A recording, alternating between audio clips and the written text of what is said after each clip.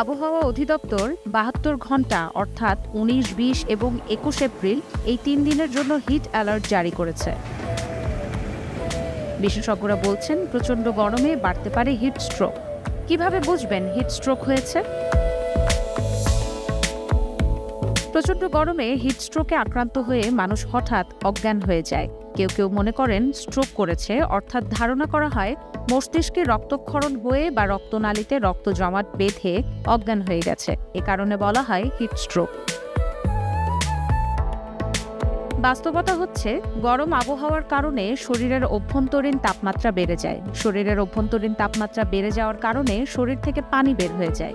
ঘামের সঙ্গে শরীর থেকে লবণ জাতীয় পদার্থ বের হয়ে যায়। শরীরে ইলেকট্রোলাইটের ভারসাম্যহীনতা দেখা দেয়।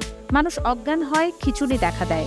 পরিস্থিতির বেশি অবনতি ঘটলে কিডনি ও ফুসফুসের ক্ষতি হয়, মানুষ মারাও যেতে পারে।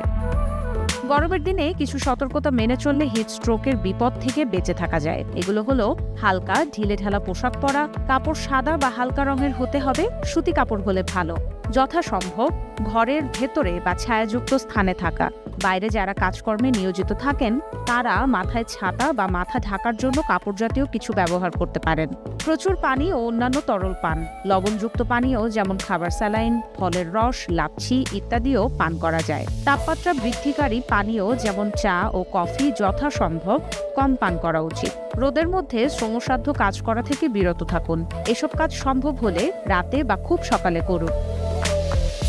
কিন্তু যদি হিট স্ট্রোক হয়েই যায় তবে রোগীকে অবশ্যই দ্রুত হাসপাতালে নিতে হবে।